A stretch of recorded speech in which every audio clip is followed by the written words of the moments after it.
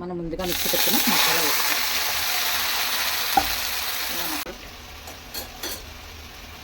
కారం,